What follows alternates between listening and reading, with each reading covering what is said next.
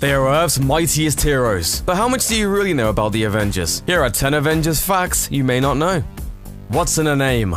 When you think of the Avengers, you probably think of heroes like Iron Man, Thor, Black Widow, and Captain America. But it was another superhero who actually gave the team its name, a character that still hasn't even appeared in the movies except in one little flashback. That's right, Janet Van Dyne, the Wasp, was a founding member of the Avengers in the comics, and even came up with the name too. That Nick Fury's always trying to take credit for everything. I'm here to talk to you about the Avenger Initiative.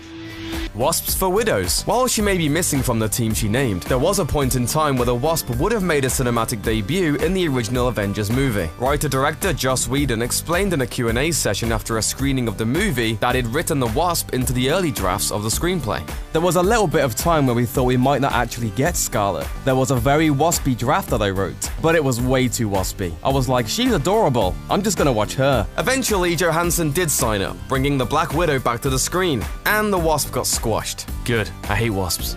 Hulk smash! Membership card. In the movies, the Hulk is one of the most high-profile members of the team. However, he was only an Avenger for a single issue in the comics. They formed in the last panel of Avengers #1, and by the end of the second issue, he'd already quit in a rage. What a baby.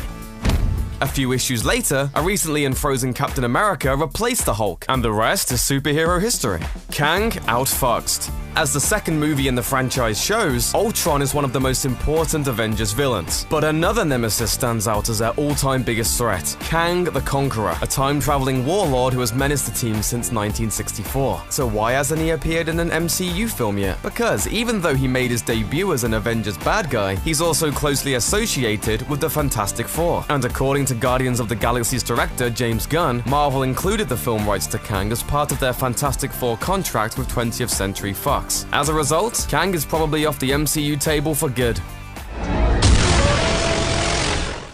Avengers Disassembled. One of the most infamous moments in Avengers history took place in issue 16, in which the entire original team quit, only to be replaced by reformed supervillains. Why such a drastic roster change? Well, because Iron Man, Thor, Giant Man, and the Wasp were starring in their own solo comics, and Marvel mastermind Stan Lee was getting confused about the continuity. Did it work? Rather than spend time figuring out each month when each adventure happened in relation to the others, he decided to just feature different characters who weren't appearing in other comics.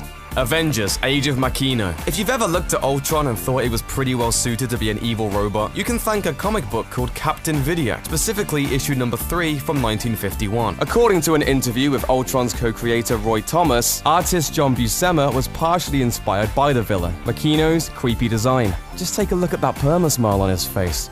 Visions of Other Worlds.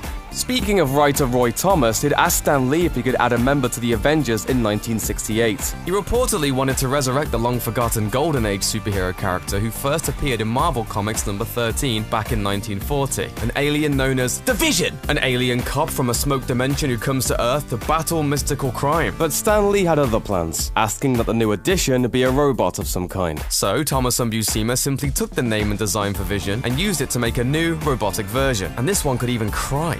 Comic book casting. Follow along with this one, if you can. Hold on to your butt. In the comics, Nick Fury was originally a white World War II vet who eventually became an agent of S.H.I.E.L.D. When Marvel updated the character in the early 2000s for their Ultimate Universe, artist Brian Hitch decided to use Samuel L. Jackson as the model for the new version of Nick Fury. So when Marvel Studios produced the first Iron Man movie back in 2008, and the post-credits scene called for a cameo from Fury, there was only one man for the job, Samuel L. Jackson. Who the hell are you? Nick Fury, director of S.H.I.E.L.D. Once the movies became a hit, Marvel decided to make the comic book Nick Fury in the main Marvel universe match the films. To explain the change, the original Fury got a previously unknown African-American son, appropriately named Nick Fury Jr., who took over running S.H.I.E.L.D. for dear old dad. These days, Nick Sr. is out of the picture, because he's been chained to the moon. How's it working out for you? Rogue was an Avengers villain. Back in 1981's Avengers Annual number 10, the heroes face off against the Brotherhood of Evil Mutants, which boasted a new member, a superpower-stealing villain named Rogue. 2 years later, she switched sides and joined the X-Men. Since then, she's become one of the most famous members of the mutant super team, though that's partially because of her southern, charm. You're as fast as a swamp bug on a hot skillet. Joss Whedon, superhero scribe.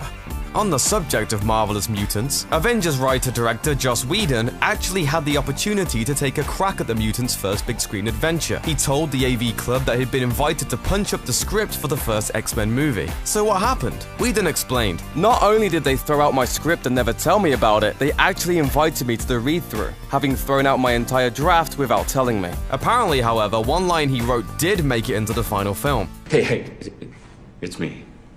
Prove it.